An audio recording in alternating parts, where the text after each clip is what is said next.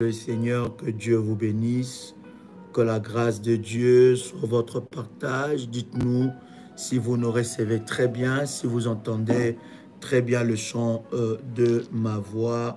Nous sommes dans la joie de savoir que vous êtes là et nous voulons passer des moments exceptionnels avec vous. Je suis avec mon invité, le bishop Samuel Serge, et je suis convaincu que encore aujourd'hui, le Seigneur va se manifester d'une manière exceptionnelle, qui a été béni à notre précédent live, qui a été béni à ces précédents lives. Dites-nous si vous avez été béni, et nous voulons, bien aimés dans le Seigneur, rendre grâce à Dieu pour ce moment puissant que nous sommes en train de partager avec vous. Je bénis tous ceux-là qui sont déjà connectés en ce moment. Que Dieu vous bénisse et qu'une grâce exceptionnelle soit déposée sur vos vies. Merci de partager la connexion. Invitez le frère et ami à venir expérimenter la grâce de Dieu. Encore, nous vous avons promis que nous serons avec le bishop Serge Samuel, où nous allons passer des moments exceptionnels dans la présence de Dieu. Que Dieu vous bénisse, partagez la connexion, invitez le frère et ami à passer ce moment puissant dans la présence de Dieu. Je suis convaincu qu'aujourd'hui, quelque chose de fort et de puissant se passera dans votre vie et le Saint-Esprit de Dieu sera opérationnel. Un miracle de Dieu va vous visiter. Donc, pendant que vous partagez la connexion, que vous puissiez inviter quelqu'un. Vous me recevez. Dites-moi si vous me recevez. Gloire au Seigneur. Est-ce que vous me recevez? Gloire au Seigneur. Nous sommes de retour. Je voudrais prier ensemble avec vous pendant que vous êtes connectés. Préparez-vous parce que nous allons spécialement prier pour de malades et pour de cas spéciaux, et la main de Dieu va se manifester. Je vais demander au bishop de prier pour que nous puissions commencer ce puissant moment dans la présence de Dieu. Père très saint, Dieu de gloire, nous voici encore aujourd'hui, Seigneur Tout-Puissant Dieu, pour éclairer ton peuple. Dieu, nous nous recommandons entre tes mains, Seigneur Dieu de gloire, et nous recommandons toute la famille révolutionnaire entre tes mains. Nos frères qui sont connectés, Seigneur Père éternel, laisse, Seigneur Tout-Puissant Dieu, que ces moments soient un temps, Seigneur Père éternel, de bénédiction, un temps où tu vas ouvrir, Seigneur Tout-Puissant Dieu, nos révélations. Qu'ils soient bénis, Seigneur Tout-Puissant Dieu. Bénis ta parole, Seigneur Dieu, selon qu'il est dit dans la Bible que ta parole est esprit et vie. Dieu, laisse que l'esprit qui habite ta parole, Seigneur Tout-Puissant Dieu, possède chacun de nous, et que la vie qui est dans ta parole, Seigneur Tout-Puissant Dieu, suit tout et chacun de nous pendant ces instants, au nom du Seigneur Jésus. Amen. Amen, amen. Que Dieu vous bénisse partout, de partout vous êtes connectés. Voilà, nous continuons sur l'enseignement que nous avons commencé avec vous le samedi, je pense, avec le bishop, et nous parlons sur les autels. Questions et réponses sur les autels, et nous prions par la grâce de Dieu que vous puissiez nous accorder, n'est-ce pas, votre attention pour recevoir la pensée de Dieu. Je suis convaincu qu'au travers de ce temps, le Seigneur va nous amener encore dans la profondeur. Et vous savez, pour ce genre d'enseignement, comme nous avons souvent l'habitude de dire, si vous êtes bébé spirituel et vous ne voulez pas grandir dans les choses de Dieu, si vous avez un esprit religieux, voilà, ces lives ne vous concernent pas. Vous pouvez aller ailleurs et regarder et vous amuser là-bas. Mais ici, nous sommes là pour grandir, pour avancer dans la voie de Dieu, pour, n'est-ce pas, comprendre réellement les choses de Dieu. Nous sommes là pour apprendre de Dieu ce qu'il veut réellement nous dire. Donc, bien-aimé dans le Seigneur, prépare-toi parce que tu peut être choqué par certaines révélations fortes et puissantes que le Seigneur va, n'est-ce pas, nous parler au travers de son serviteur. Je voudrais aujourd'hui, j'ai reçu de messages sur WhatsApp d'Adi, nous voulons vraiment que le bishop Serge Samuel puisse parler. Donc voilà, je vais vraiment le laisser le temps d'explorer, et si j'ai des questions, je poserai, n'est-ce pas, des questions, mais je vais laisser l'homme de Dieu nous parler, n'est-ce pas, par rapport aux autels, ses origines, l'étymologie, tout cela et le parcours, et que cela peut apporter dans nos vies, et c'est quoi finalement les autels. Homme de Dieu, nous sommes encore dans la joie et nous voulons, n'est-ce pas, vous laisser le temps de nous impacter, de nous dire tout ce que Dieu a mis dans votre cœur et de nous transmettre la pensée de Dieu. Bishop. Le Seigneur vous bénisse, famille révolutionnaire, partout où vous êtes. Nous vous bénissons au nom du Seigneur Jésus.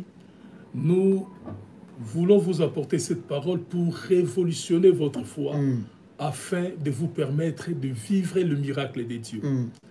Bien-aimés, les autels sont très très importants parce que vos autels vous ouvrent les portes des alliances avec l'Éternel. Vos autels vous ouvrent les portes des alliances avec Dieu. Sans les autels, vous n'aurez pas des alliances avec Dieu. Parce que si vous lisez dans la Bible, dans le livre des psaumes, Psaume chapitre 50, verset 6e, Dieu dit, rassemblez-moi mes élus qui ont fait alliance avec moi par leur sacrifice. Donc par ceci, je vais rapidement définir les autels. Les autels sont des sacrifices que nous apportons à Dieu pour bénéficier de ce bienfait, pour bénéficier de ses faveurs. Bien-aimés, je vais ici d'entrée pour essayer de préparer le terrain, vous donner trois choses, vous dire trois choses très importantes. La première des choses, je l'ai dit dernièrement, j'ai dit que les autels, la pratique des autels existait bien avant la rédaction de la Bible. La deuxième des choses que je vais vous dire, que l'existence, la pratique des autels existe bien avant l'existence du peuple et de la nation d'Israël. Quelqu'un me dit, pasteur, excusez-moi, bishop, quelqu'un me dit que ça bug. Est-ce que vous nous recevez très bien? Ça va.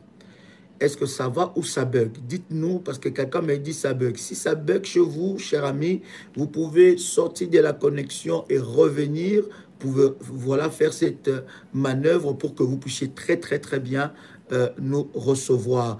Voilà. Est-ce que vous nous recevez très bien? Est-ce que ça ne bug pas de votre côté? Dites-nous, nous voulons avancer. Bishop, vous nous avez dit que les autels existent avant la rédaction de la Bible. Nous vous entendons, premièrement, nous vous écoutons. Les autels existent avant la rédaction de la Bible. Parce que les autels, nous les voyons, les autels, ça a commencé avec Caïn et Abel.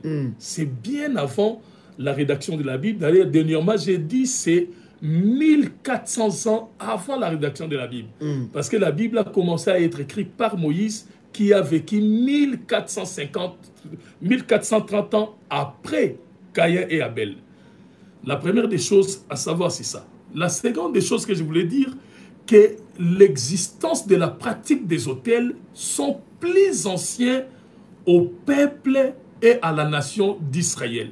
Parce qu'il y a des gens qui vont se dire, non, c'est la chose aux Israélites. C'est pas pour nous, c'est pour Israël. C'est faux, parce que la pratique des autels existait bien avant l'existence et la fondation de la nation d'Israël. La troisième des choses qui est autant aussi importante est que la pratique des autels n'est pas une exclusivité de peuple de Dieu. La pratique des autels n'est pas une exclusivité de peuple de Dieu. Parce qu'aujourd'hui, il y a tellement de confusion, comme dernièrement, il y a eu un frère, un musicien mondain de chez nous ici, qui a chanté des chansons de louange à Dieu. Et un frère est venu me dire, oh non, il n'a pas le droit de chanter des choses comme ça. Il pense comme si la louange est une exclusivité du peuple de Dieu. Or non, la louange est donnée à tous ceux qui respirent. La Bible dit, tous ceux qui respirent louent l'Éternel. C'est comme les autels. Les autels n'est pas une exclusivité du peuple de Dieu. Voilà pourquoi les jours où Israël a quitté l'Égypte, si vous lisez la Bible, les jours où Israël a quitté l'Égypte, pendant leur parcours, ils ont traversé beaucoup de nations. Et ils ont vu que dans ces nations-là, des nations païennes, ils avaient déjà la pratique des autels. Ils pratiquaient déjà des autels, ils établissaient déjà des autels. Israël n'était pas encore une nation, ils étaient un peuple.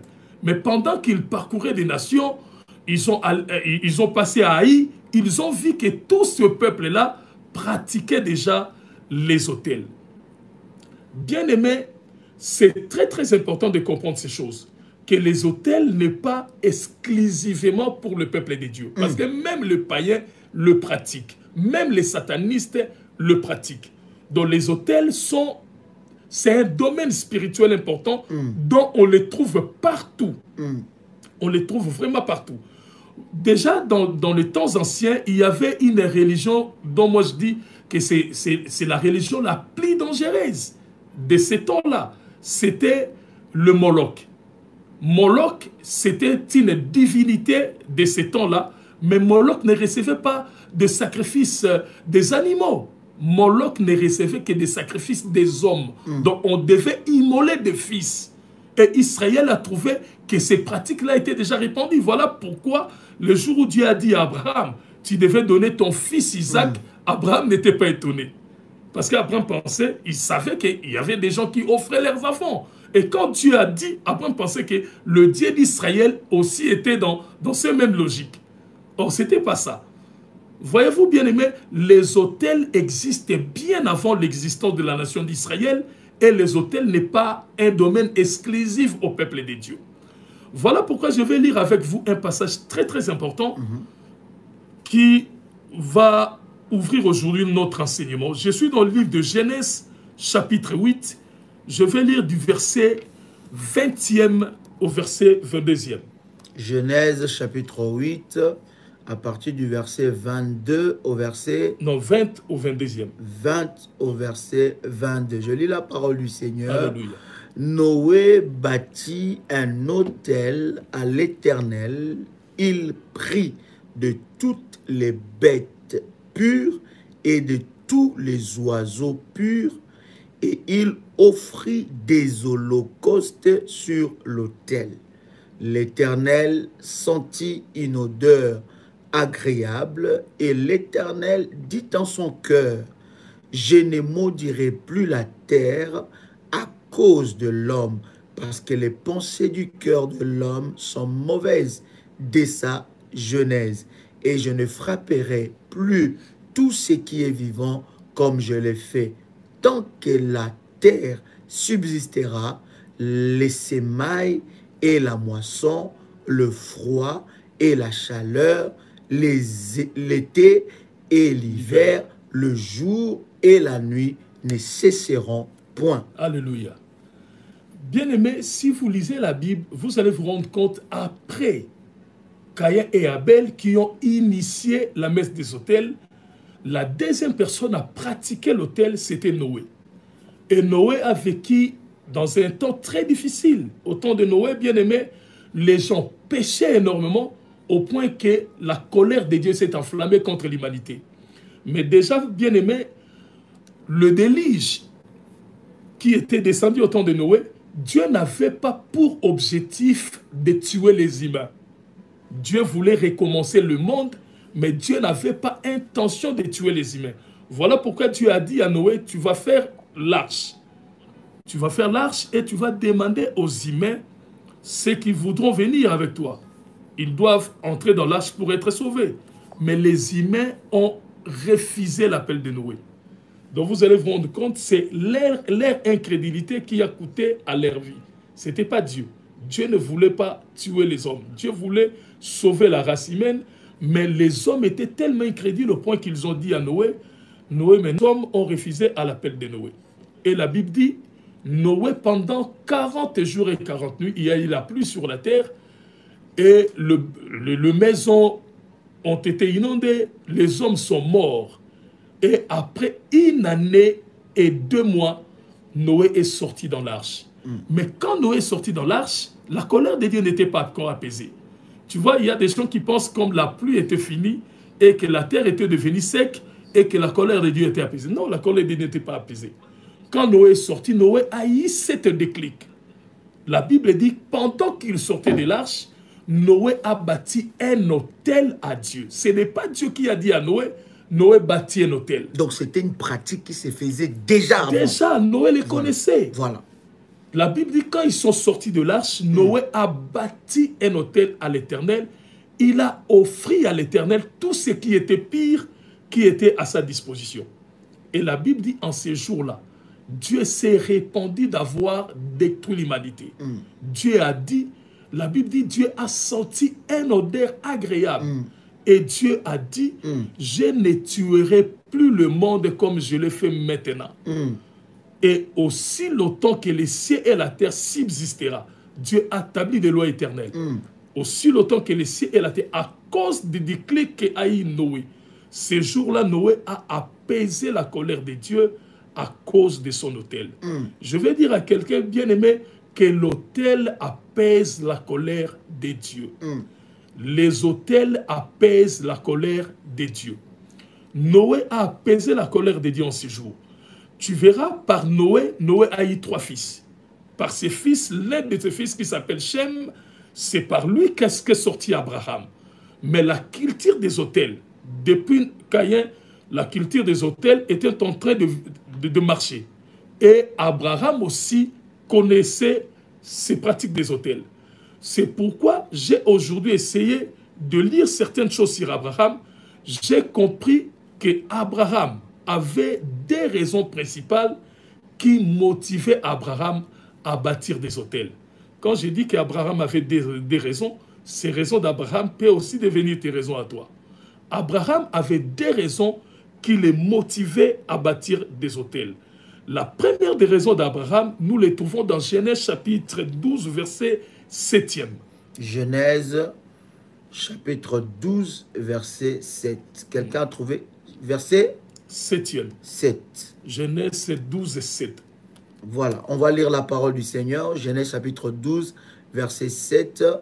La Bible est en train de nous dire « L'Éternel apparut à Abraham et dit, je donnerai ces pays à ta postérité. Et Abraham bâtit là un autel à l'Éternel qui lui était apparu. » Voyez-vous, la première des raisons qui motivait Abraham à bâtir des autels, c'est quand Dieu lui donnait une promesse. Toi, à tout moment, tu attends l'accomplissement de la promesse pour bâtir l'autel.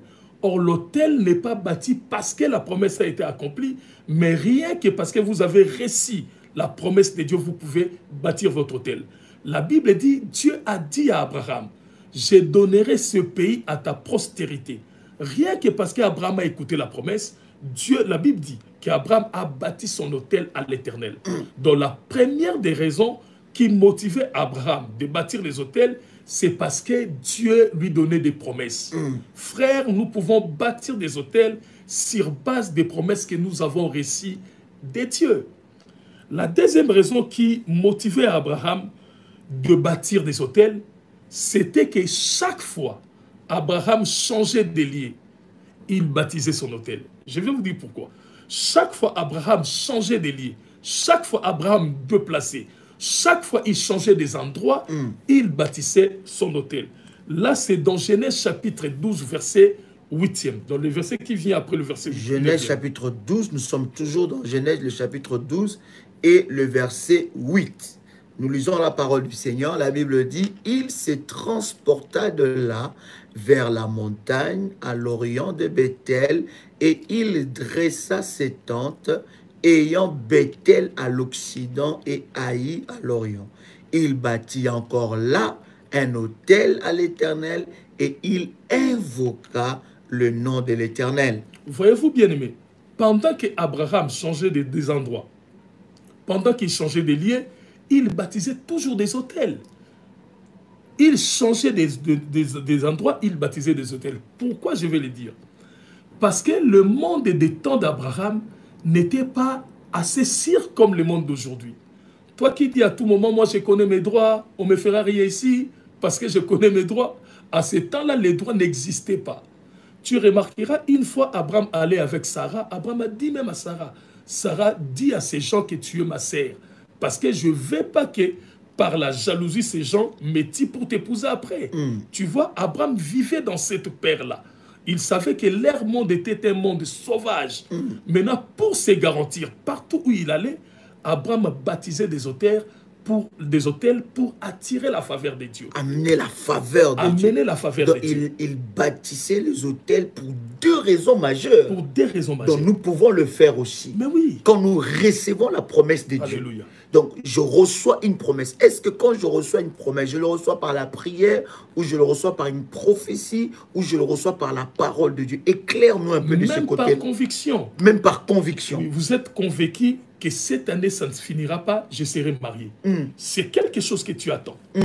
Tu peux bâtir des hôtels sur base aussi de tes attentes, parce que la promesse crée l'attente. Donc, je peux bâtir des hôtels sur base de mes attentes. Tes attentes, parce que la promesse, le rôle de la promesse crée l'attente. Quand je dis, le soir, je te donnerai 10 $, donc tu t'attends à recevoir 10 $.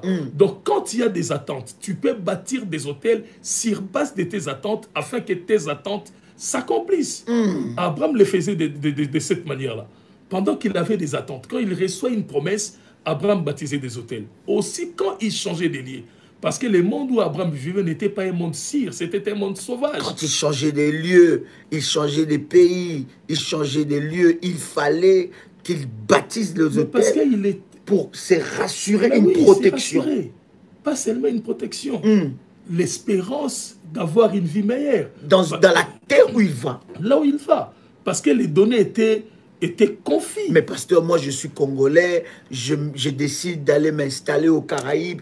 Est-ce qu'une fois je vais m'installer aux Caraïbes, je dois bâtir l'hôtel là-bas? Mais obligatoirement, homme de Dieu, ce qui est vrai mon apôtre, ce n'est pas les lieux qui définissent la grandeur de la vie d'une personne. Comment? C'est ce que la personne fait de sa vie qui définira sa grandeur. Par exemple, les souris du Congo, même quand on l'amène à France, il est quand même souris. Il ne changera pas.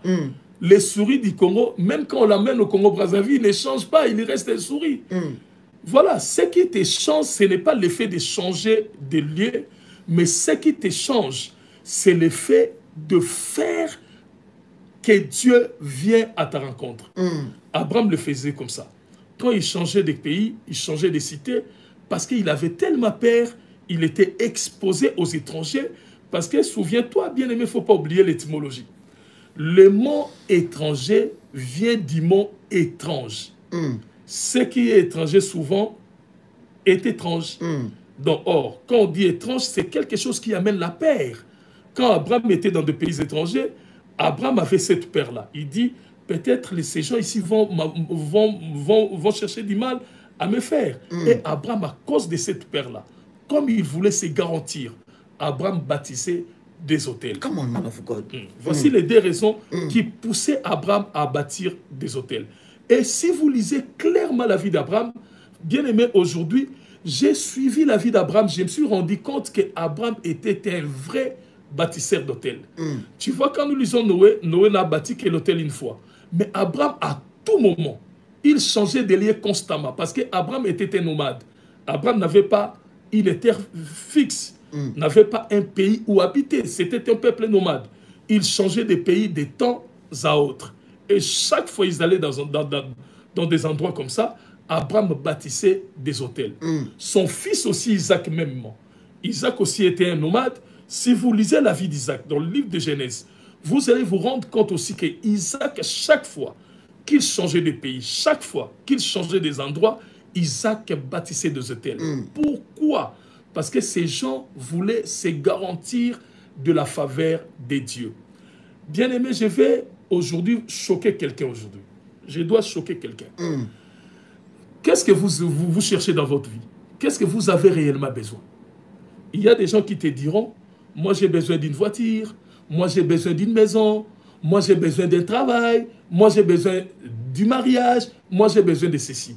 Mais bien aimé, si tu regardes bien, tout ce que tu as besoin, ce n'est pas tout ce que tu cites là. La seule chose que toi tu as besoin, c'est la grâce de Dieu. Quand la faveur de Dieu arrive dans ta vie, La faveur de Dieu brise le lien du célibat.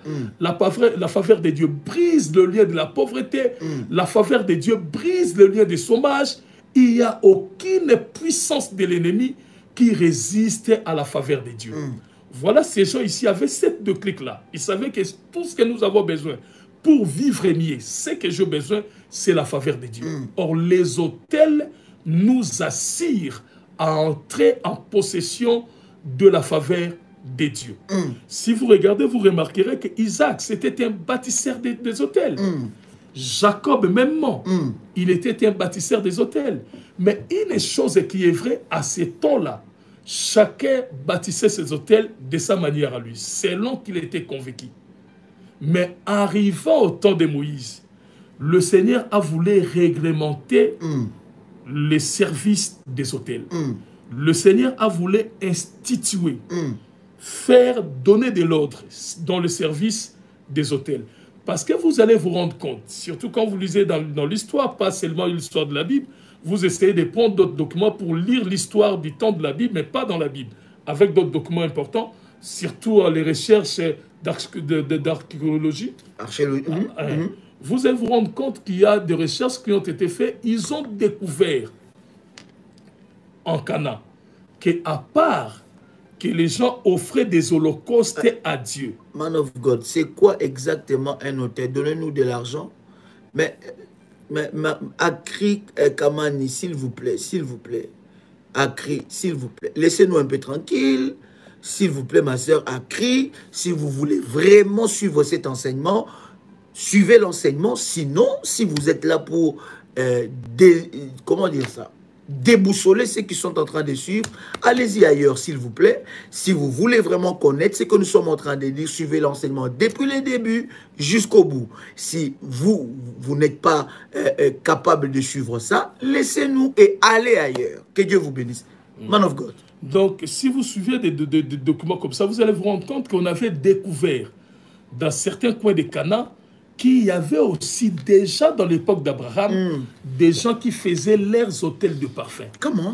Parce qu'on a trouvé des ustensiles. Au temps de Moïse, man of God, Dieu a voulu régulariser, réguler la messe des autels. J'aime l'expression quand tu dis la messe des autels. La messe des autels. Donc, avant Moïse, chacun bâtissait les autels de sa manière.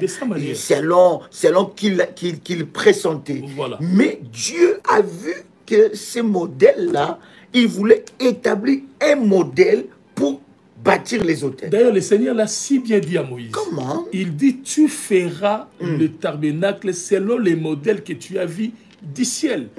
Toutes les ustensiles qui étaient dans le tabernacle, c'était Dieu qui avait ordonné à Moïse. Mais si vous lisez dans le livre d'Exode chapitre 27, verset 1er, quand Dieu parlait à Moïse sur particulièrement l'autel. Parce que au temps de Moïse dans le tabernacle, l'instruction de Dieu était que Moïse devait fabriquer des autels. Il y avait un autel qui s'appelait l'autel du parfum, qui devait se retrouver à l'intérieur du tabernacle. Et au parvis, il y avait un autre autel qu'on appelait l'autel des holocaustes. Au temps d'Abraham, on n'a pas appelé cela l'autel des holocaustes. On a seulement appelé l'autel. Or, comme il y avait des autels, il y avait l'un qui était pour brûler de parfum à Dieu et l'autre pour brûler des sacrifices, de la chair à Dieu. Et puis, déjà, la Bible dit, si vous lisez, quand le Seigneur instruisait Aaron, il dit à Aaron, c'est vous qui donnez la nourriture des dieux. Donc, les autels, c'était l'endroit où Dieu venait manger. Les autels représentaient la nourriture donnée à Dieu. Comment? Les autels représentaient la nourriture donnée à Dieu. Les autels étaient l'assiette où Dieu venait pour manger sa nourriture. My God! C'était l'assiette où Dieu venait manger sa nourriture. C'est pourquoi les sacrificateurs ont été appelés dans la Bible qu'ils donnaient la nourriture à Dieu. Parce que l'autel, c'était là où Dieu venait pour manger sa nourriture. Déjà, depuis toujours, l'idée qui avait poussé même Caïn et Abel, de commencer sur les autels, parce qu'ils se disaient, Si moi, comme un homme, quand on me fait quelque chose de bien, ça me pousse à réagir en faveur de la personne qui m'a fait quelque chose de bien. Et ils ont pris cette idée, ils ont aussi amené ça dans le sang de Dieu. Ils ont dit, si Dieu est content, nous aurons ce bienfait. S'il est content de nous, nous recevons des choses de sa part. Donc c'est pour cela, à l'époque, Man of God, les anciens de la Bible bâtissaient des autels de sacrifice. Mais oui. Parce qu'ils voulaient donner de la nourriture à Dieu. Dieu. C'est puissant ce que vous Ils êtes en train de savaient dire. que si Dieu est content, il y aura une réaction. Écoute-moi te dire une chose. Quelqu'un a dit, mais j'aime tellement répéter à tout moment cette parole. Rien ne quitte le ciel si rien n'a quitté la terre. D'ailleurs, Jésus l'a si bien dit, une fois il a dit à ses disciples, il dit, je vous donne les clés du royaume des cieux. Tout ce que vous fermerez sur la terre sera fermé dans le ciel. Tout ce que vous ouvrirez sur la terre sera ouvert dans le ciel. Tu vois, la direction a changé. Au départ, c'était le ciel qui dirigeait la terre. Mais là, quand le Seigneur était arrivé, il a donné la clé à ses disciples pour que les gens sur la terre commandent les réactions du ciel. Ma sœur Sabine Shalom, je vois votre message, votre question. Je veux vous prier de suivre le précédent live et ça répond exactement à votre question. Nous en avons longuement parlé pendant 1 heure, plus même, par rapport à votre question. Donc, suivez ces précédents lives, questions et réponses sur les autels. Dans le premier numéro que nous avons fait, vous aurez la réponse à votre question. Man of God. Voilà, au temps de Moïse, Dieu voulait réguler sur les autels. Comme ça, il n'y aura plus de confusion. Parce qu'il y avait des gens qui faisaient des autels à leur manière. Le Seigneur, les autels, c'était d'abord l'initiative des hommes. Ce n'est pas Dieu qui a recommandé à Caïn et Abel de commencer les autels. C'était d'abord les initiatives des hommes. C'était les hommes. Ce sont eux-mêmes qui ont dit, voilà, nous sommes chassés du jardin, mais nous voulons trouver grâce à ces dieux-là. Parce que Adam et Ève n'ont pas cessé de rencontrer leurs enfants, la vie qui était dans le jardin. Comment? Et ils étaient dans la vie de difficulté en dehors du jardin. Et ils ont pris cette initiative-là de penser que si nous touchons le cœur de ces dieux, nous pouvons rétablir notre condition initiale. Voilà, c'était l'initiative des hommes. Comme cela a plu à Dieu, le Seigneur a voulu réguler tout ça. Il a dit à Moïse, si vous lisez dans le livre d'Exode, Exode chapitre 27, verset 1er. Exode 27, 1er. Exode chapitre 27, le 1er verset. Quelqu'un a trouvé cela? Je vais lire la parole du Seigneur. Alléluia. La Bible dit, tu feras l'autel de bois d'acacia, sa longueur sera de 5 coudées et sa largeur de 5 coudées. L'autel sera carré et sa hauteur sera de 3 coudées. Voilà, Dieu a régulé le principe sur l'autel. Il dit à Moïse, tu feras l'autel qui sera de 5 coudées. 5 coudées revient à 2,5 mètres. Il dit, tu feras l'autel de 2,5 mètres au carré. Voilà, c'est là le modèle que Dieu a donné à Moïse. L'autel doit être carré, doit être de 2,5 mètres. Donc, tout ce qu'on devait donner à Dieu devait correspondre à ce mesure-là de 2,5 mètres. Et Moïse a fabriqué cet autel de bois d'acacia. Il a couvert de lerin, et c'est l'autel qui servait dans le tabernacle. Pendant que le peuple d'Israël marchait, c'est l'autel qui servait. C'était 2,5 mètres au carré. C'était Dieu qui avait établi ce principe. Bien aimé, Dieu a établi, a réguler sur les autels. Dorénavant, tout celui qui voulait faire son autel, il devait correspondre ou faire selon les modèles que Dieu a donnés à Moïse. Donc de 2,5 mètres. Il vient, il établit son autel sur cet autel de 2,5 mètres. Mais il y a un grand homme qui a vécu bien après Moïse.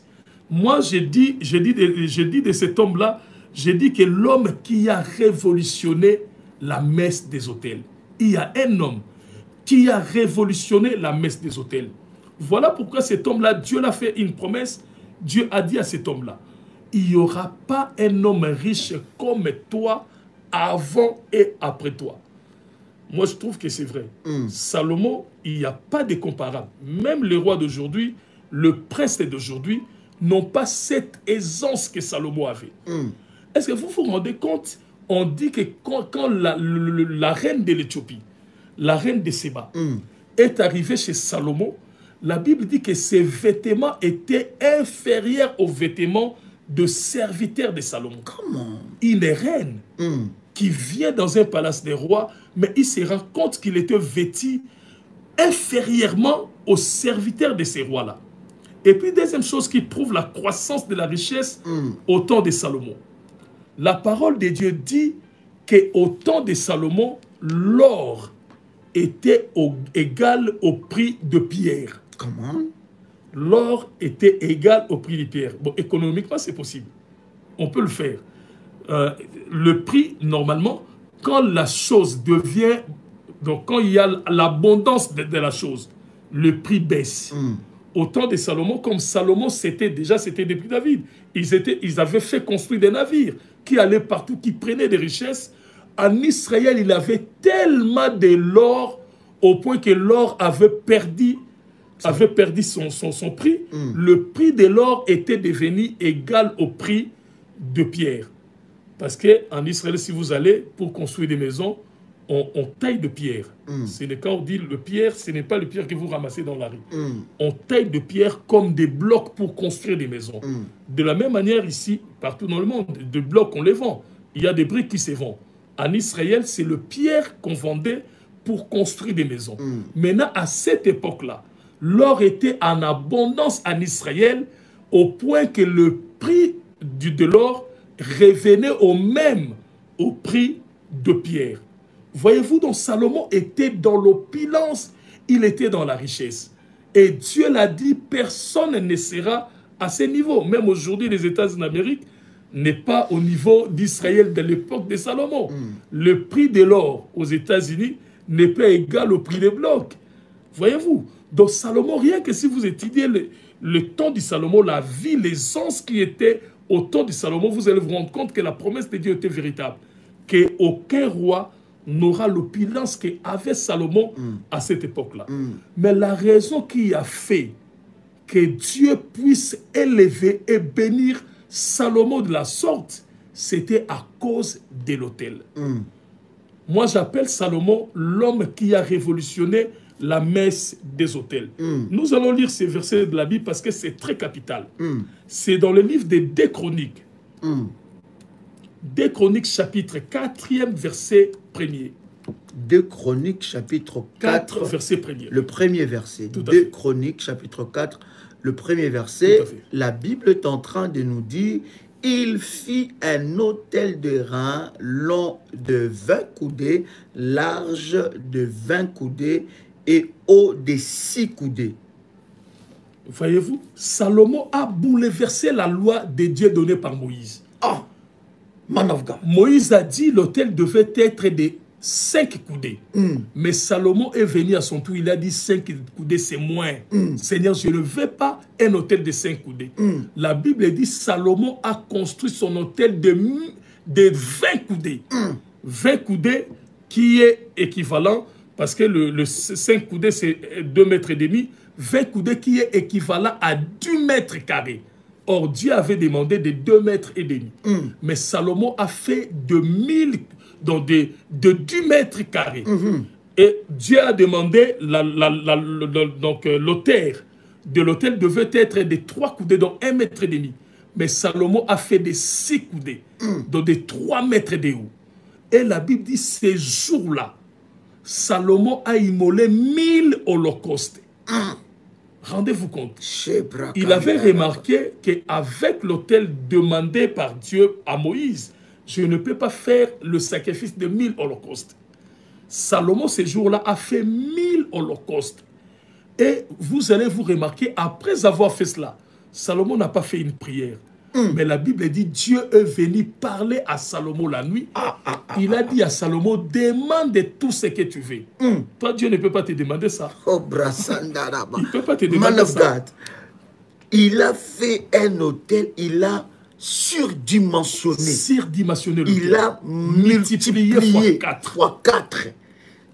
donc ça veut dire que Dieu a demandé, l'autel doit être comme ça, mais il a révolutionné les autels, la messe des autels. Il a changé la messe des autels. La messe des autels. Et en faisant cela, il a déposé 1000 holocaustes le même jour. Le même jour. Et ce que j'aime avec ce que le Seigneur parle dans ta bouche, tu dis, il n'a pas prié. Non, Salomon n'a pas prié. Mais Dieu vient à sa rencontre la nuit. Pour dire à Salomon, demande tout ce que tu veux, tu les donneras. Comment?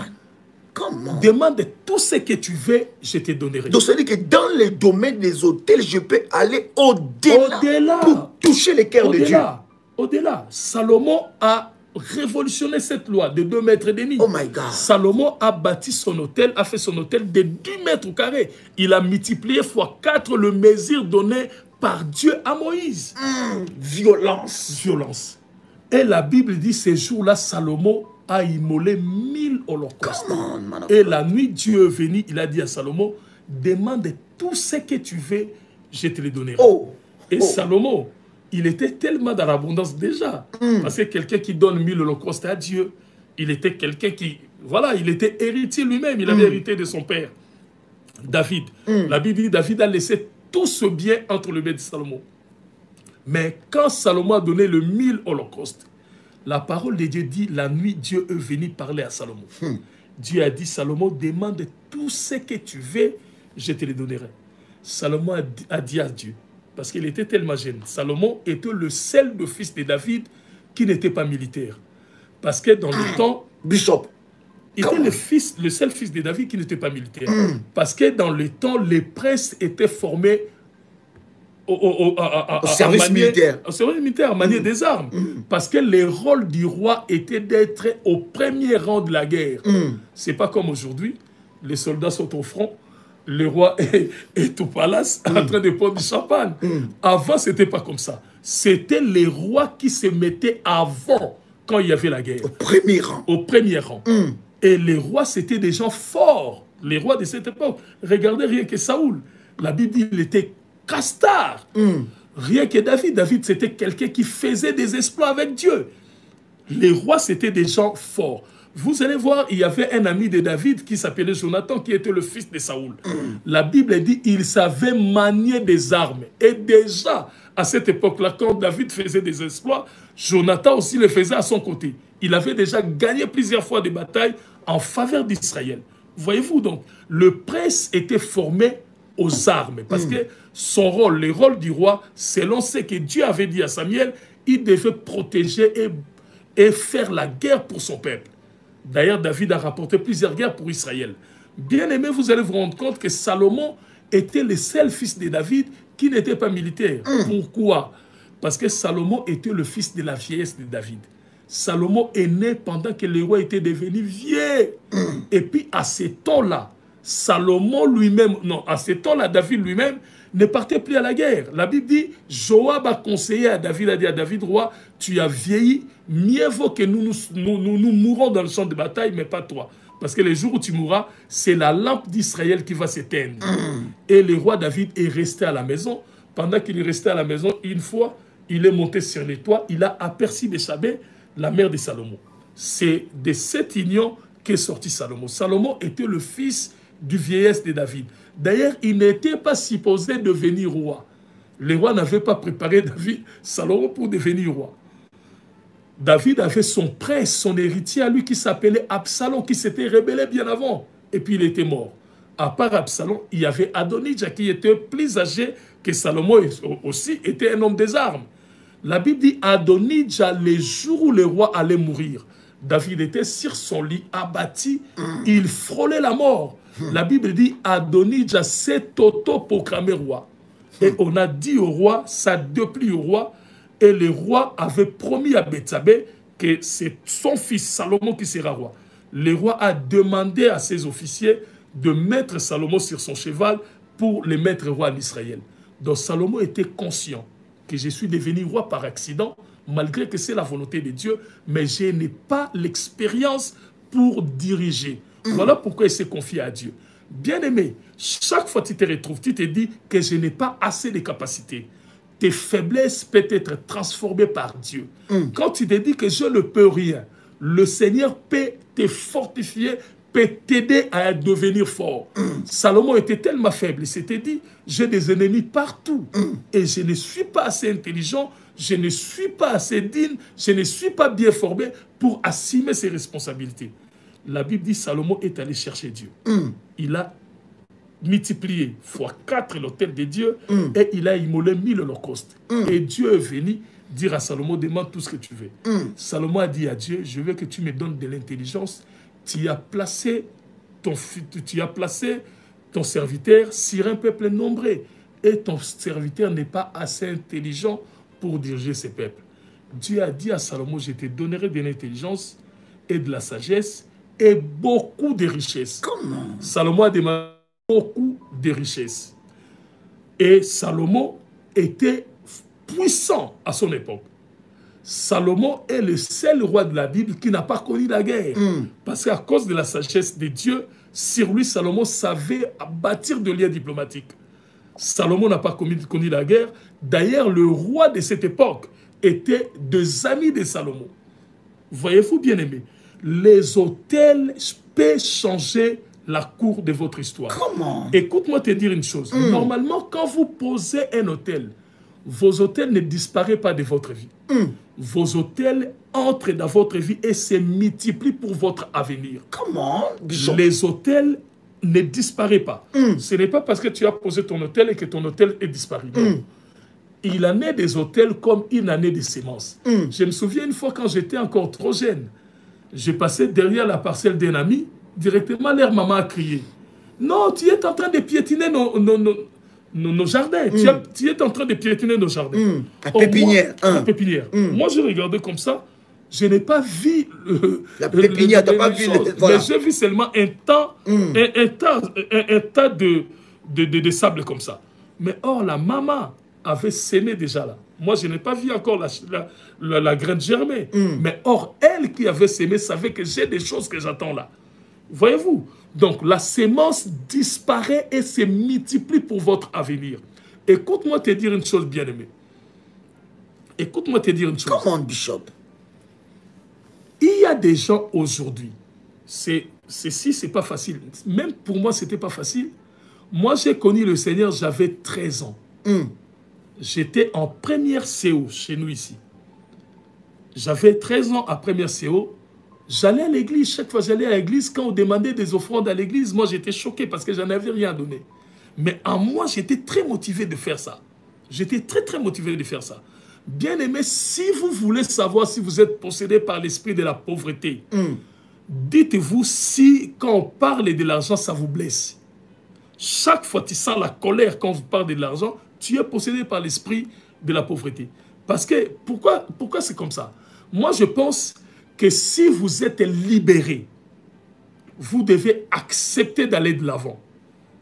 Si vous êtes libéré, vous allez accepter d'écouter des choses qui vous poussent à faire le bien. Parce que la foi ne consiste pas seulement à se libérer du mal, mais la foi consiste aussi à faire le bien. La Bible dit, éloignez-vous du mal et faites le bien. Or, il est difficile aux gens, il est facilement pour les gens de s'éloigner du mal. Moi, je connais des frères qui ne boivent plus l'alcool, qui étaient des soulards. Ils ont reçu le Seigneur, ils ont abandonné l'alcool. Mais jusqu'aujourd'hui, ils ont des problèmes avec la dîme. Moi, je connais des sœurs qui étaient des prostituées, qui ont abandonné les trottoirs. Aujourd'hui, ils sont des chrétiennes, mais ils ont des problèmes avec la dîme. Frères bien-aimés, la foi ne consiste pas seulement à quitter le mal, mais la foi consiste à quitter le mal et à commencer à pratiquer le bien. Beaucoup de gens quittent facilement le mal, parce que quand nous quittons le mal, c'est pour notre intérêt. Quand vous ne vivez plus, c'est votre économie qui est gardée à côté. Mais quand nous pratiquons le bien, quand nous pratiquons la justice, c'est pour l'intérêt de Dieu. Comment, Bishop? C'est pour l'intérêt de Dieu. Et quand il y a l'intérêt de Dieu, il y a sa faveur qui vient après. Bien aimé, il est important de considérer les autels. Pourquoi? Parce que votre avenir financier dépend de vos autels. Donc, Salomon n'était pas prédestiné, n'était pas destiné à être roi. Non, il n'était pas préparé pour être roi. Il n'était pas préparé. Il était le fils de la vieillesse. Le fils de la vieillesse. Mais dans sa démarche de chercher Dieu, et en révolutionnant la messe des autels, Dieu est venu à sa rencontre. Alléluia. Et Dieu a changé le cours de sa vie. Et c'est le seul règne, Bishop, tu nous as dit, qu'il n'y a eu jamais de guerre. Jamais. Donc les autels peuvent aussi faire cesser les guerres. Mais oui. Explique-nous ces choses, Bishop. Quand quelqu'un qui baptise des autels, il est en alliance avec Dieu. Celui qui est en alliance avec Dieu, il vivra les secours de Dieu. Il sera en train de savourer la vie de Dieu. Il y a une promesse de la Bible que j'aime tellement. Le Seigneur le disait au peuple d'Israël. Il dit, vous mangerez, vous buvez et vous louerez l'Éternel. Dans la vie avec Dieu, il y a des temps où vous serez en train de lutter. Mais il y a aussi un moment où vous serez sur un plateau d'or. Vous serez en train de manger, vous serez en train de vous réjouir et vous louerez Dieu dans cet état-là. Or, ceux qui vivent une vie pareille, ce sont des gens qui bâtissent des autels, où leur voix ne s'élève plus devant Dieu, mais la voix de leurs autels monte devant le Seigneur. Oh, Bishop, répète ça. Les gens qui vivent ces temps, qui vivent sur un plateau d'or, ce sont des gens qui ont bâti des autels, dont leur voix ne s'élève plus devant Dieu, mais la voix de leurs autels s'élève au devant du Seigneur. Frère, les autels préparent votre avenir financier. Il est difficile ceci. Même pour moi, ce n'est pas facile. Même pour l'apôtre vous le dira, ce n'est pas facile. C'est pas facile. Parce que c'est un sacrifice. C'est un sacrifice. Et puis le diable n'est pas content des autels. Bien aimé. Pourquoi le diable n'est pas content des autels, Bishop? Explique-nous ces choses. Pourquoi le diable s'oppose sur les autels, sur le sacrifice? Pourquoi l'ennemi s'oppose à cela? La force du peuple de Dieu dépendait de leur sacrifice au devant de leur Dieu. Parce que qu'est-ce qui se passe? Quand Dieu est content, il vient, il affermit les gens. Quand Dieu est content, il vient, il accompagne les gens. Qu'est-ce qui se passe? Si vous lisez rien que dans la Bible, moi, il y a un temps de la Bible où j'appelle le temps de la guerre des autels. Si vous prenez depuis le livre des Juges jusqu'au livre des Chroniques, vous remarquerez chaque fois en Israël, quand il y avait un roi qui ne connaissait pas l'Éternel, il venait, il détruisait les autels de l'Éternel, il bâtissait les autels de son Dieu. Comment? C'était l'époque de la guerre des autels. La guerre des autels. Oui, depuis le livre des Juges jusqu'au livre des Chroniques. D'ailleurs, il y a un homme de la Bible dont j'aime tellement. Son nom, c'est Jéroubal. Gédéon. La Bible dit Jéroubal. Pourquoi Gédéon? Gédéon a eu un jour un déclic. Il y avait l'autel de Baal chez eux dans la famille. L'autel là servait à tous les gens du quartier. Mais Gédéon, la nuit, il a rencontré Dieu. La première des choses que Gédéon a fait, il a détruit cet autel de Baal qui était dans sa famille. Comment? Voyez-vous? Donc, il y avait une période dans la Bible qui était période de la guerre des autels. Vous le voyez aussi avec Élie. Au temps d'Élie, le roi d'Israël s'appelait le roi Akab. Akab avait sa femme qui s'appelait Jézabel. Jézabel n'était pas israélite. Il était d'une autre terre. Elle était d'une autre terre. Jézabel avait amené ses dieux en Israël. Il avait corrompu les cœurs de son homme. Comment? Au point que le culte de Baal était devenu le premier culte en Israël. Comment? Même le peuple de Dieu, c'est pourquoi le jour où Élie s'est réclamé, il dit, Seigneur, je suis resté seul, il n'y a pas d'autres prophètes en Israël. Dieu l'a dit, il y a encore 7000. Pourquoi Dieu a dit il y a 7000? Parce que la majorité du peuple d'Israël était corrompu, ils étaient derrière Baal. Élie pensait d'ailleurs avoir resté seul. Or, il y avait encore 7000 qui n'avaient pas fléchi les genoux devant Baal. Voyez-vous? Donc, une reine est venue dans le royaume, un royaume où les gens connaissaient le Seigneur. Mais ils ont amené Baal, ils ont corrompu les cœurs de plusieurs. Et les jours-là, Élie, pour prouver la puissance de Dieu, Élie a proposé un deal. Élie a dit, nous devons monter à la montagne. Et nous allons poser nos autels. Nos autels. Le Dieu qui va répondre par le fait, c'est lui qui sera Dieu en Israël. My God. Pourquoi Élie n'avait pas choisi l'autel de parfum? Pourquoi il avait choisi l'autel des holocaustes? Parce que la plupart des fois, c'est vers l'autel des holocaustes que Dieu regarde. Parce que les holocaustes révèlent notre cœur. Les holocaustes, c'est quoi, Bishop? Pour quelqu'un qui écoute l'hôtel du parfum, l'hôtel de l'Holocauste, il va dire, mais est-ce que je dois m'acheter un parfum Kouros, Yves Saint-Laurent, l'hôtel du... Donc quand j'achète un parfum, c'est mon hôtel. Explique-nous, Bishop. Dans le livre d'Apocalypse, il est dit, la prière des justes sont le parfum des bonnes odeurs. Quand on dit l'hôtel des parfums est symbolisé par la prière. La prière, la louange, l'adoration. Tout ça. Mais l'autel des holocaustes, ce sont des sacrifices matériels et des sacrifices financiers. Je suis dans l'évangile depuis très très longtemps. Bien aimé, ceux qui ne donnent pas à Dieu ne sont pas bénis. Là, ce n'est pas ce qu'on m'a enseigné. Là, ce n'est pas ce qu'on m'a dit. Là, c'est ce que moi-même j'ai vécu. Ceux qui ne donnent pas ne donnent toujours pas. Parce qu'ils ne reçoivent pas. Il y a une chose. Une fois, j'ai prié pour une sœur. Elle avait une situation de travail. Et la sœur m'a dit, papa, prie pour moi si je trouve le travail et que je viendrai pour poser mon hôtel. Ce n'est pas comme ça les choses marchent avec Dieu. Ce n'est pas comme ça que Anne faisait. La Bible dit, Anne n'était pas encore grosse. Mais chaque fois, ça arrivait le temps de la nouvelle ligne. Son mari, Elkana, donnait des semences ou des hôtels à Anne. L'un pour Anne et l'autre pour cet enfant imaginaire. Un enfant qui n'existait pas encore. Lisez, c'est dans le livre de 1 Samuel, chapitre 2e et 1er, donc 1er et 2e. La Bible dit chaque fois la nouvelle ligne arrivait, Anne allait vers le silo. Il allait à Silo chez le sacrificateur Élie. Anne avait toujours des hôtels. L'un pour lui et l'autre pour un enfant imaginaire qu'Anne avait dans sa tête. Si vous voulez vivre des miracles avec Dieu, bien aimé, avec votre foi, bâtis des hôtels et vous allez vivre le Seigneur. Jézabel a renversé l'autel de Dieu. Il est venu, elle a bouleversé, il a corrompu Israël. Elle a bouleversé les choses. Au point que les rois qui étaient supposés être les gardiens des choses de Dieu. Les garants. Les garants. Les rois aussi a été corrompus. Voilà. Et Élie leur propose un deal. Et Élie a proposé un deal. Des hôtels. Des hôtels. L'hôtel de Dieu. Et l'hôtel de Baal. Et l'hôtel de Baal. Et c'est lui qui répondra par le feu. Man of God, tu veux nous dire au travers de cette histoire que le sorcier, les serviteurs de Satan, continuent jusqu'à maintenant à bâtir des hôtels? Mais bien sûr. Non, explique-nous ces choses. Mais quand il y a mort d'hommes dans des familles, ce sont des hôtels. Comment? Diaboliques. Comme dernièrement, quand il y a mort d'homme. Quand il y a mort d'homme, la mort mystique, quelqu'un qui n'a jamais été malade, comme dernièrement, j'ai prié pour un frère qui était malade. Le frère a parcouru à peu près 7 hôpitaux. Il a fait toutes les examens possibles.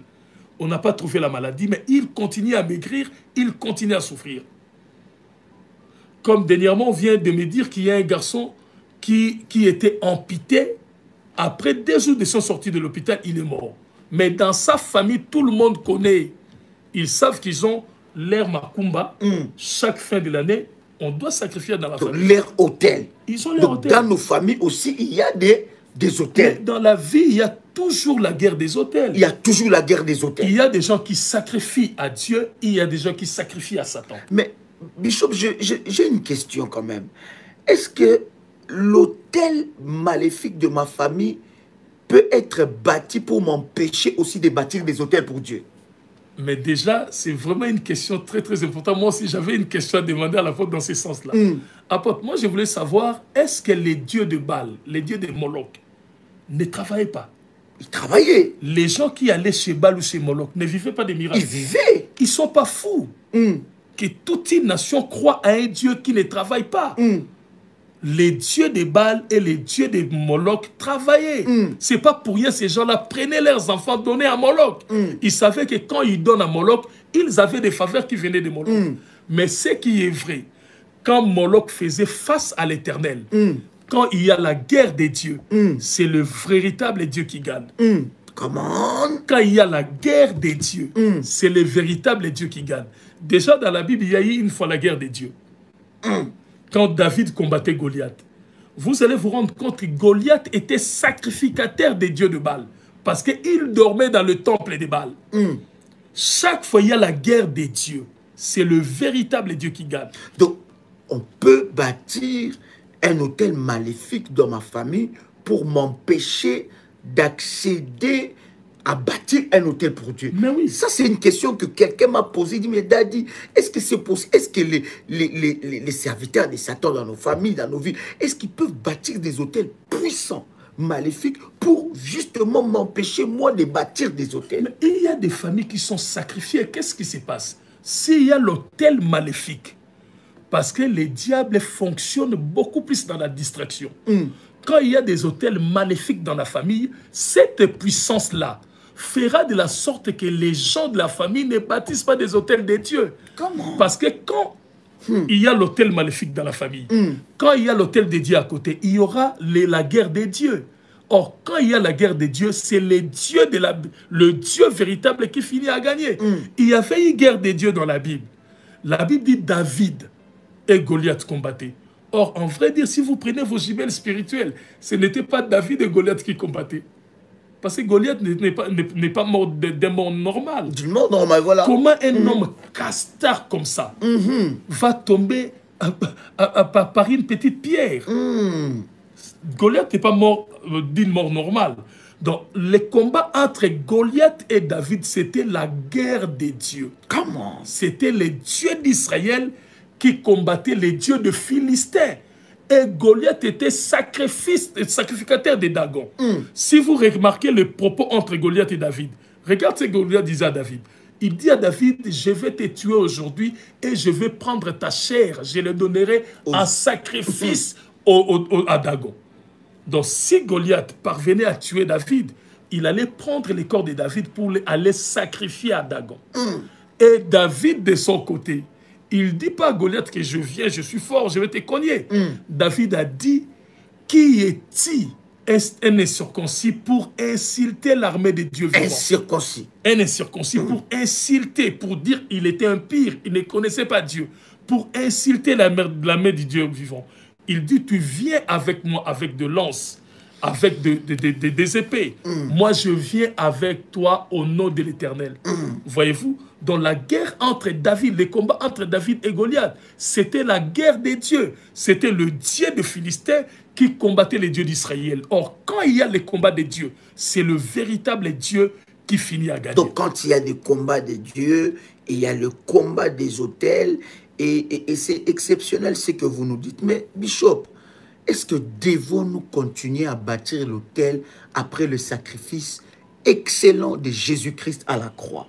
Est-ce que les sacrifices de Jésus-Christ à la croix, parce qu'on parle de sacrifice, n'est-ce pas? Je sais que beaucoup de personnes posent ce genre de questions.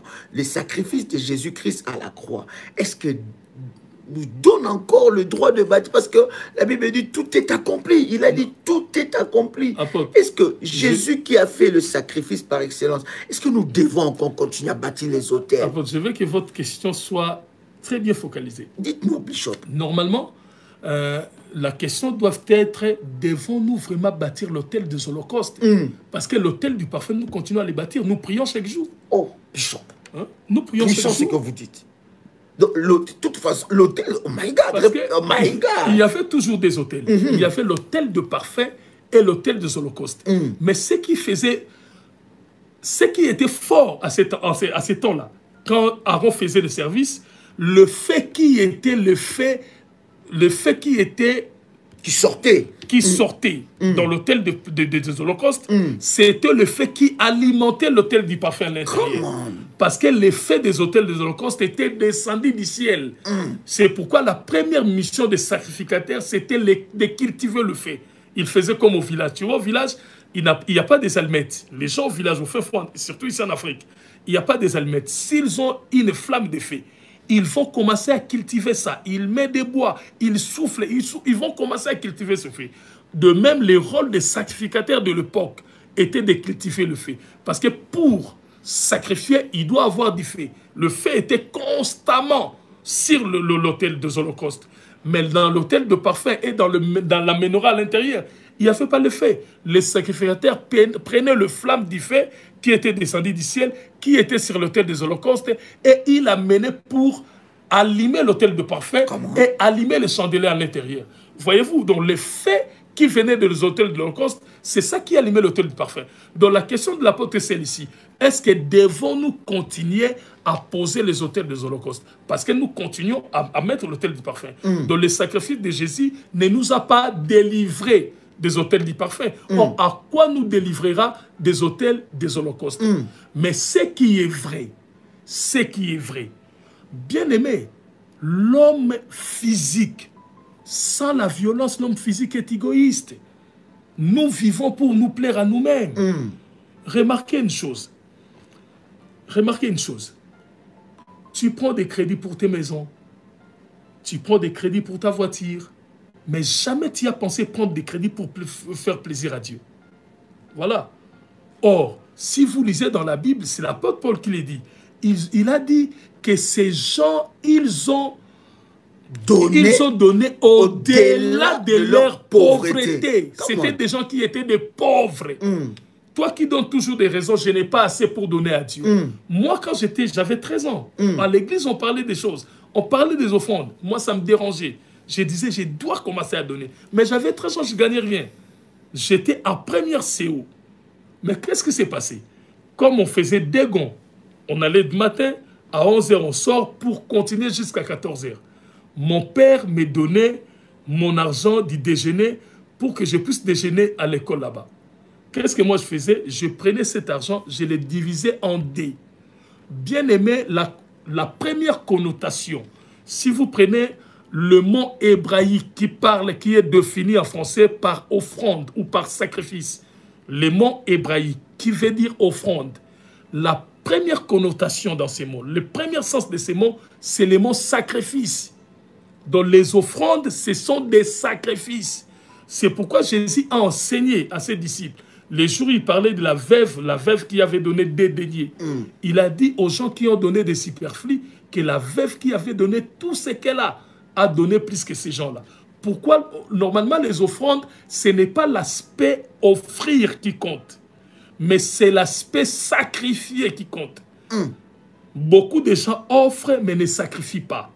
Beaucoup de gens donnent les offrandes mais ne sacrifient pas. Ce qui fait la force de l'offrande, c'est l'aspect sacrifice. Tu vois, l'aspect sacrifice. Et puis quand on sacrifie à Dieu, le lendemain, on ne meurt pas. C'est pourquoi on ne meurt pas? Parce qu'on vit le miracle de Dieu. La chose qui t'empêche au miracle de Dieu, c'est peut-être ce sacrifice qui est entre tes mains. Voilà. L'homme est tellement incrédule, l'homme s'aime tellement au point que quand nous avons un peu de moyens, nous pensons premièrement à nous-mêmes. Nous pensons difficilement à Dieu. Nous pensons premièrement à nous-mêmes. Or, quand nous comptons sur nous, dans nos vies, nous comptons beaucoup plus à l'aide de Dieu. Je me souviens, il y avait un chef de l'État ici chez nous. C'est un pasteur qui était allé au Maroc pour prier avec lui, qui avait donné ce témoignage. C'est un pasteur du Centrafrique. Ce pasteur du Centrafrique nous a dit, le chef qui était ici, M. Mobutu, pendant ces temps, avant sa mort, pendant la maladie, quand ce pasteur-là du Centrafrique est allé prier pour lui, Mobutu a demandé à ce pasteur-là, il a dit si on peut demander la grâce de Dieu pour lui. Tu vois, chaque fois, même une fois dans la vie, tu auras besoin de la grâce de Dieu. Il n'y a personne qui va s'échapper à cela. Tu auras besoin de la miséricorde de Dieu. Moi, je trouve des gens qui sont en bonne santé, qui vivent normalement. Mais quand il y aura quelque chose qui arrivera, tu auras le temps de dire, Seigneur, aie pitié de moi. Seigneur, j'ai besoin de ta grâce. Bien-aimé, dans le Seigneur, ne joue pas avec ces choses que nous parlons. C'est des choses difficiles. Même pour moi, je ne les fais pas facilement. Moi, je prenais l'argent du déjeuner, je le divisais en D. Et j'économisais. J'économisais cet argent-là pour donner à l'église chaque culte. On avait culte le mercredi, on avait culte le vendredi et le dimanche. Je prenais l'argent de lundi et de mardi et de mercredi, j'associais et je venais donner l'offrande. Donc, pour donner à Dieu, on se sacrifie, ce n'est pas facile.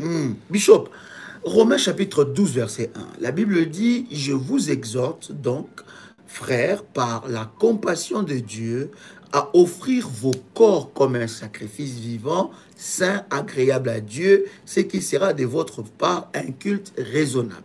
Comment peux-tu nous expliquer ce verset quand vous nous parlez de sacrifice?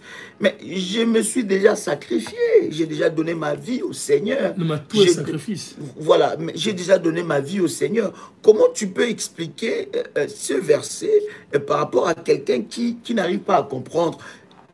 Romains chapitre 12, verset 1, je relis encore ce verset, Bishop.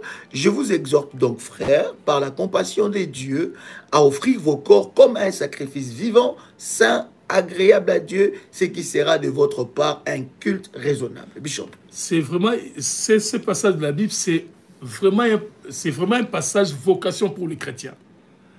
Déjà, en différence, tous les sacrifices qui étaient donnés à Dieu à l'époque, c'était des sacrifices morts.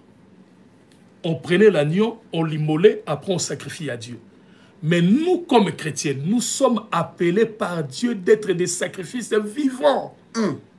Nous sommes des sacrifices vivants. Bishop. Il y a bien des choses que je ne fais pas parce que je suis chrétien. Toi aussi, tu fais de même. C'est ce que dit ce passage de la Bible. Le Seigneur veut que nous soyons des sacrifices vivants. Et la Bible donne la raison. On dit pourquoi on doit être des sacrifices vivants. La Bible dit ça sera pour nous un culte raisonnable, un culte intelligent. Donc ça n'a pas de sens notre culte. Si on est enfant de Dieu... Est-ce que ça n'annule pas l'Holocauste? Ça n'annule pas les sacrifices? Mais d'ailleurs, ça encourage quelqu'un qui est un sacrifice vivant, il saura donner à Dieu. Parce que c'est un sacrifice vivant. Il saura donner à Dieu. Comment? Parce qu'il est un sacrifice vivant. J'aime tellement ce passage. Il dit très bien. La Bible dit, le verset 2e. Comment? Il dit, ne vous conformez pas au siècle présent, mais vous soyez changés. Tu vois, la différence d'un chrétien et d'un païen, ce n'est pas seulement dans le forme, mais la différence, c'est beaucoup plus dans le fond.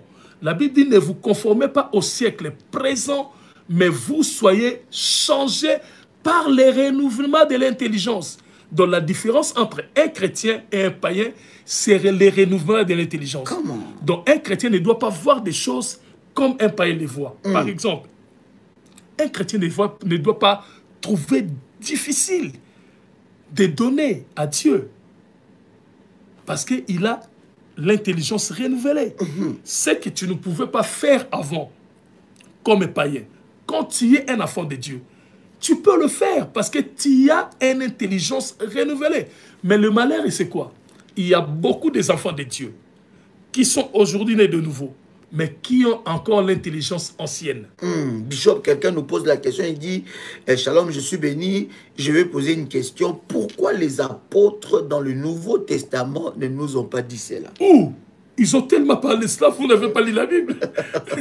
Prenez le livre des Actes des Apôtres, parce qu'il faut, pour dire si on a dit ou on n'a pas dit, prenez le temps de passer. D'ailleurs, les apôtres étaient tellement rigoureux avec ces choses. Si vous prenez les livres des Actes des Apôtres, vous allez voir, vers le chapitre, je pense, chapitre 4e ou 3e, on parle de l'histoire d'Ananias et de Saphira. C'était un couple. Regarde ce qui s'était passé. La Bible dit l'apôtre Paul, l'apôtre Pierre, plutôt. L'apôtre Pierre était en service et les gens prenaient leurs parcelles. Il faut les lire. Les gens venaient avec leurs parcelles. Ils vendaient leurs parcelles. La première des personnes qui a fait ça, c'était l'autre qui était devenu aussi apôtre. Comment il s'appelle encore? Barnabas. La Bible dit Barnabas a pris ses parcelles. A pris son parcelle, il est venu donner à Dieu. Quand Ananias et Saphira ont vu cela, ils ont dit à Pierre, nous allons aussi vendre notre parcelle et nous allons apporter l'argent. Mais la Bible dit, quand ils ont vendu, après ils se sont complotés entre eux. Ils ont dit, non, nous ne pouvons pas donner tout l'argent. On avait promis, mais nous ne pouvons pas le faire.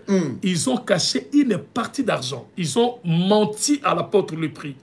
Et quand l'homme est arrivé, quand la femme d'abord, quand la femme est arrivée, non, l'homme d'abord, l'homme est arrivé, Ananias, l'apôtre Pierre l'a demandé, à combien vous avez vendu cette parcelle?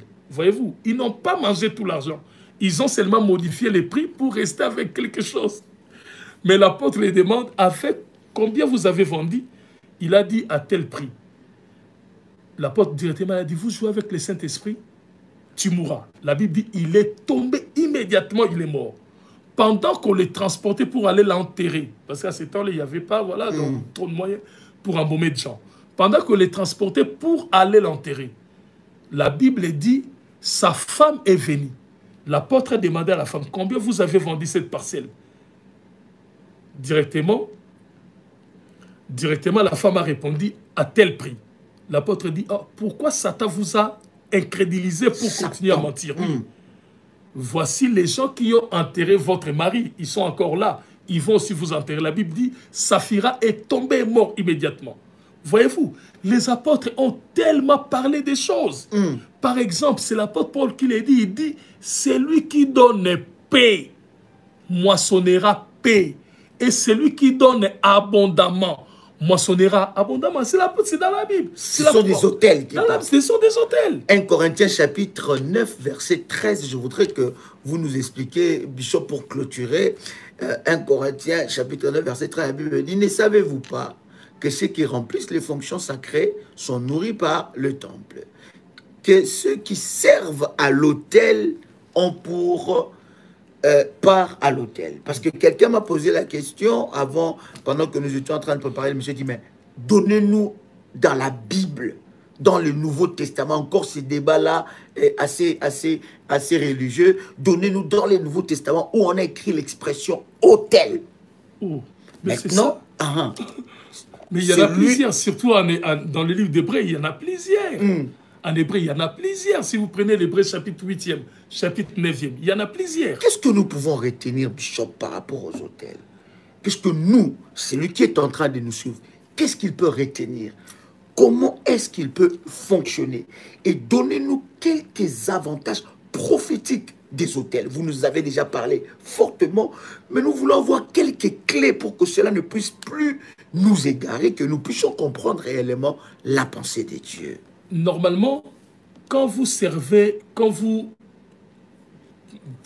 placez votre autel, vous ne servez pas Dieu. Vous êtes en train de vous servir. Oh! Vous ne servez pas Dieu. Quand vous donnez votre autel... Je ne donne plus la nourriture à Dieu. Dieu mange, vous donnez la nourriture à Dieu, mais vous ne servez pas Dieu. Vous êtes en train de vous servir. Parce que votre autel garantit votre avenir financier. Bien-aimé, votre autel garantit votre avenir financier. Écoute-moi te dire une chose. Le diable sait que si tu n'as pas de l'argent, tu vas abandonner la foi. Si tu n'as pas de moyens, tu vas abandonner la foi. D'ailleurs, c'est David qui l'a dit. David l'a dit très bien. Dans Psaume 23, il dit, oui, le bonheur et la grâce m'accompagnent tous les jours dans ma vie et j'habiterai dans la maison de l'Éternel jusqu'à la fin de mes jours. David voulait dire, si le bonheur et la grâce ne m'accompagnent pas, je ne vais pas habiter tous les jours. Ceux qui ne sont pas accompagnés par le bonheur et par la grâce finissent à abandonner la voie de Dieu. Pour vivre dans la maison de l'Éternel jusqu'à la fin de tes jours, tu dois quelque part être accompagné par le bonheur et la grâce. J'ai quelque chose, un témoignage choquant, mais je dois quand même le dire. Dernièrement, il y avait un frère que je connais depuis très longtemps, un homme de Dieu. Il s'appelait Pasteur Pierre. Je le connais depuis très longtemps, depuis le temps des groupes de prière. Quand je dis groupe de prière, je fais allusion aux années 80 quelques. C'était un homme motivé, un évangéliste puissant. Il marchait de maison à maison, à maison, à maison. Il prêchait la parole de Dieu. Le bien-aimé est mort, je pense, à 51 ans. Il est mort à 51 ans, pas marié, sans enfant. Il n'a jamais été erré dans sa vie. Il est mort de suite de quoi? Il a marché avec Dieu, il a marché avec Dieu comme il n'était pas béni. À la fin de sa vie, il a abandonné la voie de Dieu. Il est allé chercher la magie pour servir Dieu avec la magie. Jésus. Or, ça ne marche pas. Qu'est-ce qui lui est arrivé? Il est tombé, il est devenu fou. Avec la folie, il est mort en étant devenu fou. C'est bizarre. La majorité des gens connaissent cet homme de Dieu-là. Il est mort. Pourquoi? Si vous n'êtes pas accompagné par le bonheur, c'est David qui l'a donné comme condition de vivre dans la maison de l'Éternel jusqu'à la fin de ses jours. Il a dit, oui, le bonheur et la grâce m'accompagneront tous les jours de ma vie. Et j'habiterai dans la maison de l'Éternel. Si tu n'es pas accompagné par les bonheurs et par la grâce, tu finiras à quitter la maison de Dieu. J'ai prié afin que toi, tu ne quittes pas la maison de Dieu au nom du Seigneur Jésus. Quand est-ce que je bâtis mon hôtel? Quelqu'un nous pose la question, Bishop, en disant, qu'est-ce qui se passe quand on bâtit son hôtel, on ne voit pas les changements? Vous avez déjà répondu à ça, mais je voudrais vite que vous le répondez. Il y a un passage de la Bible que j'aime tellement. C'est un passage puissant. La Bible dit, ne vous arrêtez point à pratiquer le bien. Autrement dit, ne vous fatiguez pas. Ne vous fatiguez pas à pratiquer le bien, car à cause de cela, certaines personnes ont logé des anges. Quand on dit certaines personnes ont logé des anges, on fait allusion à Abraham. Abraham, c'était quelqu'un qui faisait du bien, qui voyait des hommes de Dieu passer. Ils appelaient les hommes de Dieu. Ils mettaient les autels à tout moment. La Bible dit, ne vous fatiguez pas. Pourquoi on dit ne vous fatiguez pas? Parce que poser des autels aussi peut fatiguer quelqu'un. Parce qu'il peut se faire que vous posez vos autels. Mais les choses que Dieu veut accomplir dans ta vie doivent attendre pour des ans. Et tu peux te dire, non, je suis fatigué. La Bible dit, ne vous fatiguez pas. Parce que ça finit toujours à marcher. Ça n'échoue jamais. Ça finit toujours à marcher. Nous sommes les témoins de ces choses. L'apôtre est témoin de ces choses. D'ailleurs, lui-même m'a donné un témoignage dernièrement puissant. Et puis, ça m'a édifié. Ça m'a donné une voix. Bien-aimé, si vous n'êtes pas prophète pour savoir ce que vous devez faire réellement, ayez au moins l'esprit de discernement. Regardez à côté de vous. Regardez là où vous êtes. Regardez les frères que vous connaissez.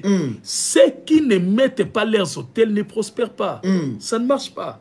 Ce n'est pas comme ça que ça marche. Et les autels, vous avez dit, Bishop, c'est pour nous servir. Les autels, quand on met des autels, on ne sert pas Dieu, on se sert. On se sert. Le Seigneur se nourrit, après il nous bénit. Les autels garantissent notre avenir financier. Si vous ne mettez pas vos autels, vous allez finir par la honte. Vous allez vous épuiser. Donc vous pouvez être chrétien, enfant de Dieu, tout ce que vous voulez, mais lorsque vous ne comprenez pas ces choses... Donc, Bishop voulait nous dire que les hôtels, bâtir les hôtels était un mystère. Ce n'est pas donné à tout le monde. C'est un mystère puissant. Mais regardez, il y a un frère qui vient de poser la question ici, ou pourquoi les apôtres ne nous ont pas parlé de ça. On s'est donné l'histoire d'Ananias et Saphir, le frère n'a jamais vu ça. C'est un mystère. C'est dans Actes des apôtres, le chapitre 5. Voilà pourquoi l'apôtre Paul avait raison. Il dit, dans le livre de 1 Corinthiens, chapitre 12e, il dit, à ce qui concerne les choses de l'esprit, je ne veux pas que vous soyez dans l'ignorance. Comment? Parce que l'ignorance des choses de l'esprit crée l'incrédulité. Oh my God. L'incrédulité. Explique-nous bien ces choses. Mais c'est l'apôtre qui l'a dit. Il dit dans 1 Corinthiens chapitre 12, verset 6e. Non, verset 1er. Chapitre 12e, verset 1er. Il dit à ce qui concerne les choses de l'esprit. Je ne veux pas. Il y a dans d'autres versions, on dit à ce qui concerne les dons spirituels. Dans d'autres versions, il dit à ce qui concerne les choses de l'esprit. Comment? Il dit à ce qui concerne les choses de l'esprit, je ne veux pas que frères vous soyez dans l'ignorance. Parce que ce qui fonde l'incrédulité, c'est l'ignorance. Les gens sont des fois incrédules parce qu'ils ne connaissent pas. Il dit, c'est par exemple, quand moi quand j'étais trop petit, il y a un cousin qui était venu chez nous, qui m'a dit une fois qu'en Europe, le ciel est bleu. Le ciel est bleu. Le ciel est bleu. Est bleu. Moi, je dis, oh, bleu comment? Il dit, mais comme votre chemise. Moi, je dis, oh, c'est vrai. Voilà, je ne connais pas. Voilà, l'ignorance fonde l'incrédulité. Comment? Il y a d'autres choses, quand vous découvrez des vérités, l'ignorance directement, ça tombe. L'apôtre Paul dit, à ce qui concerne les choses spirituelles... Quelqu'un pose la question, est-ce qu'on peut bâtir son hôtel chez soi? Chez soi, comment? Mais de quel hôtel parlez-vous? Je ne comprends même pas. Je sais pas. Ah oui, bâtir son hôtel chez soi, ça veut dire préparer un endroit pour aller... Est-ce que c'est ça un hôtel? Peut-être qu'il y en a qui se dit, ah, l'hôtel qui part, donc je vais préparer un endroit où je vais aller prier. On a très bien expliqué cela. Est-ce que c'est pas là-bas que je peux préparer mon hôtel chez moi? Il y a des hôtels. Il y a les hôtels de parfum et il y a les hôtels des holocaustes. L'hôtel de parfum qui est là. Les hôtels de parfum qui est symbolisé par la prière. La prière, dit dans l'adoration, la louange. L'adoration, la louange sont des hôtels de parfum. Il y a aussi les hôtels des holocaustes. Les hôtels des holocaustes, ce sont des sacrifices matériels. Attends, je vous dirai une chose. Savez-vous qu'en Israël, ils s'apprêtent à construire un 3e temple. Quand ils vont construire là-bas un 3e temple, il y aura l'hôtel vivant comme ça, où il y aura des juifs. Parce que jusqu'aujourd'hui en Israël, il y a le service qu'on appelle bar mitzvah. Quand l'enfant, les garçons à 12 ans, on va avec lui avec un agneau. Il y a un sacrificateur qui doit égorger l'agneau. Donc jusqu'aujourd'hui, ça se pratique comme au temps de la Bible. Ça se pratique clairement. Donc, les sacrifices, l'autel des holocaustes symbolise les sacrifices matériels. Or, l'autel de parfum symbolise le sacrifice, la prière, la louange, tout ce qui est le sacrifice. Donc, je peux faire mon autel de parfum sans faire l'autel de sacrifice. Non, c'est impossible. Les deux doivent marcher ensemble. Pourquoi les deux doivent marcher ensemble? Il y a des gens qui sont forts financièrement, qui sont faibles spirituellement. Il y a de ceux qui sont forts spirituellement, qui sont forts financièrement et faibles financièrement. C'est pas comme ça que Dieu veut. Regarde, il y a un passage de la Bible que j'aime tellement trop. C'est l'apôtre Paul qui le dit. Il dit, je souhaite que vous soyez prospères à tous égards, comme prospère l'état de votre âme. Donc le souhait de Dieu est que nous soyons prospères à tous égards. Quand on dit être prospère à tous égards, ça veut dire autrement, vous progressez à tous égards. Sur le plan spirituel, sur le plan physique, Dieu veut que nous puissions prospérer à tous égards. Comment, Bishop? Voilà. Donc, c'est puissant ce que vous êtes en train de dire, Bishop. La Bible est en train de nous révéler un certain nombre de choses et je bénis Dieu vraiment pour ces puissants messages.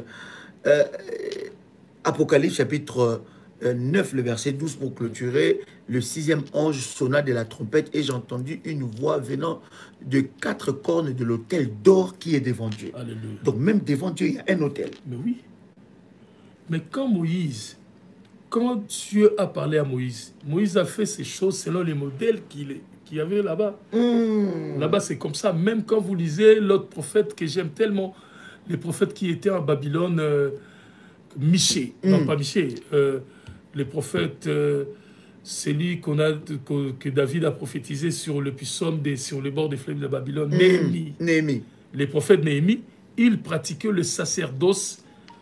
Il était un sacrificateur par nature, mais quand il est allé en Babylone, il n'avait plus le sacerdoce pour pratiquer. C'est pourquoi Dieu venait, il parlait en songe à Néhémie. Et Néhémie voyait les sacrificateurs spirituels qui se faisaient au ciel. Il parlait des choses qui étaient au ciel. My God. Bishop, vous m'avez dit quelque chose hors antenne avant que nous puissions faire le live. Vous m'avez dit que lorsqu'on bâtit l'autel, il faut qu'on fasse attention au Sambala et au Tobija.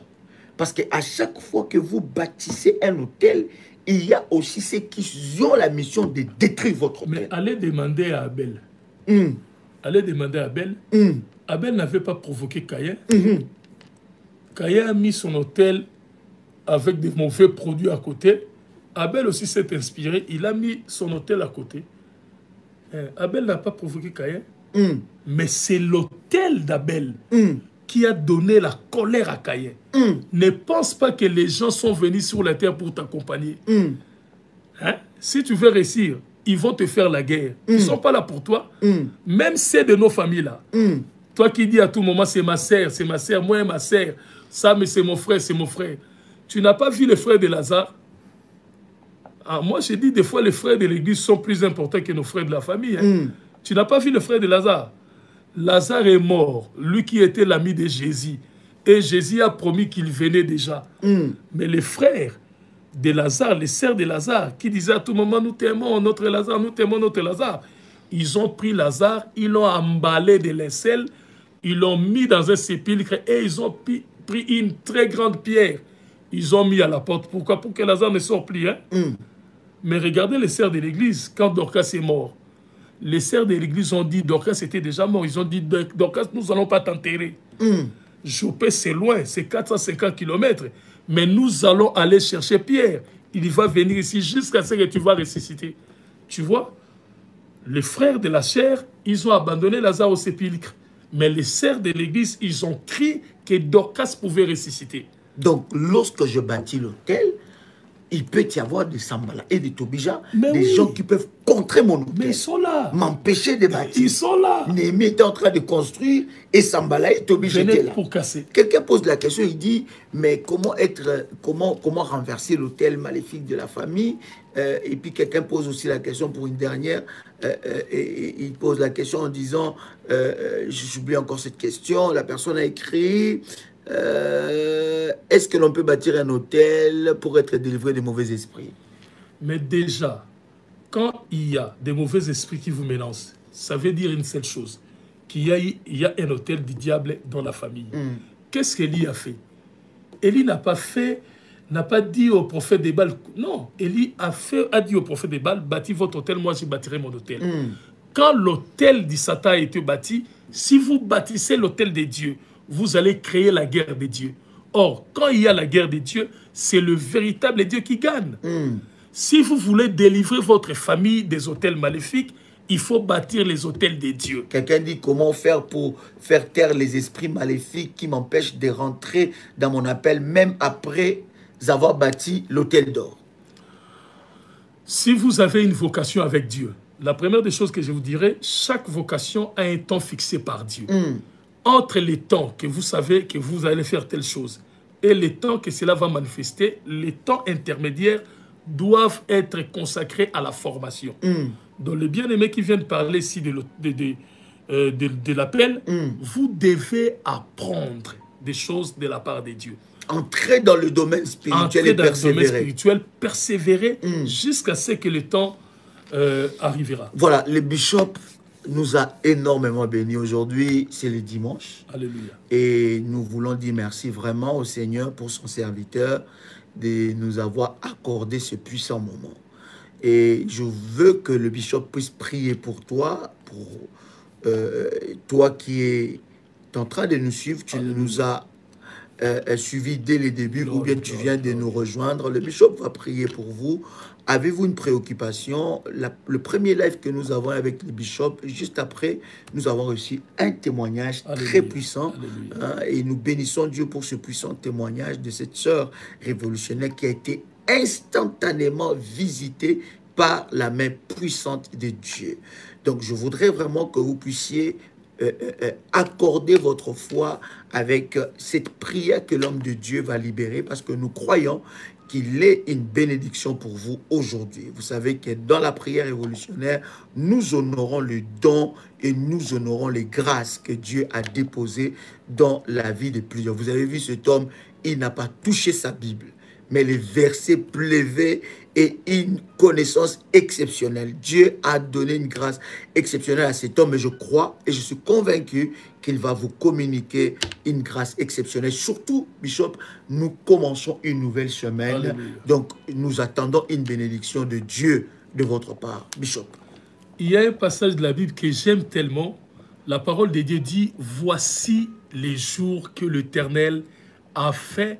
Laisse que ça soit pour vous un sujet de la joie. » Je prophétise au nom du Seigneur Jésus. La Bible dit, le témoignage de Christ est l'esprit de la prophétie. Je prophétise au nom du Seigneur Jésus. Père, j'appelle cette semaine que nous commençons, Dieu, de venir en faveur de ta fille, de venir en faveur de ta fille, de venir en faveur de ton fils, au nom du Seigneur Jésus. Il est dit, Père éternel, Dieu de gloire dans la Bible, tu as dit, Seigneur Tout-Puissant Dieu, voici le jour que l'Éternel, votre Dieu, a fait, que ça soit pour vous un sujet de la joie. Je déclare comme oint de Dieu que cette semaine sera un sujet de la joie pour ma sœur, sera un sujet de la joie pour mon frère, au nom du Seigneur Jésus. Meraso bobo libra kanda rababalaba. Merekanda sobobo libra kanda laba. Lord Almighty God, bless our brother in the United States of America. In Canada, Lord Almighty God, bless them. Let that the heaven be open. Father, in the name of Jesus, I command, Father God Almighty Jesus, that this week shall be the week of our miracle. In the name of Jesus. In the name of Jesus. Père, nous prions et nous croyons Seigneur Tout-Puissant Dieu, que nous allons posséder la porte de nos ennemis au courant de cette semaine. Seigneur, nous allons posséder la porte de nos ennemis. Seigneur, je suis convaincu, Seigneur Père éternel, qu'il y a des ennemis de notre vie qui tomberont au courant de cette semaine. Il y a des ennemis, Seigneur Père éternel, de nos vies, Père, qui lâcheront prise au courant de cette semaine au nom du Seigneur Jésus. Il est dit, voici le jour que l'Éternel, votre Dieu, a fait, que ça soit pour vous un sujet de la joie. J'annonce que le lundi sera pour toi un sujet de la joie. J'annonce que le mardi sera pour toi un sujet de la joie. J'annonce que le mercredi sera pour toi un sujet de la joie. J'annonce que le jeudi sera pour toi un sujet de la joie. J'annonce que le vendredi sera pour toi un sujet de la joie. J'annonce que le samedi sera pour toi un sujet de la joie. Et j'annonce que le dimanche qui vient, tu vas t'élever de ton lit, tu vas élever tes mains et tu vas bénir Dieu pour ces nombreux miracles qui vont se produire et arriver dans ta vie. Au nom du Seigneur Jésus, je prie, je dis Amen. Amen, amen, amen, amen, amen, amen. God. Wow. Puissant, puissant, puissant.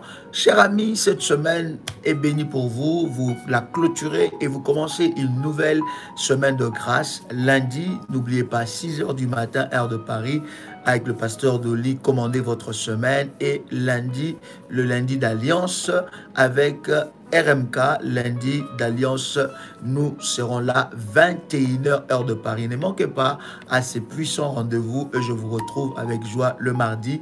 Ça sera un grand bonheur pour nous de partager ces moments exceptionnels encore la semaine qui arrive dans la présence de Dieu. Nous vous bénissons de partout où vous nous avez suivis. C'est toujours un bonheur pour nous de partager la parole de Dieu avec beaucoup, n'est-ce pas, de passion. Et nous bénissons le Seigneur pour le bishop qui nous a partagé la parole avec tout son cœur, avec passion, et que le nom du Seigneur soit glorifié. Retenez tout le programme que nous avons pour la Martinique, la Guadeloupe, pour Paris, pour l'Europe et surtout, bien aimé, le programme que nous commençons le 10 pour, n'est-ce pas, le trône, l'autel du trône. Que Dieu vous bénisse. C'était un réel plaisir pour nous de partager ces instants avec vous. Que la grâce de Dieu soit votre partage. Shalom chez vous. Shalom, le Seigneur bénisse. Le Seigneur bénisse. Seja louvado.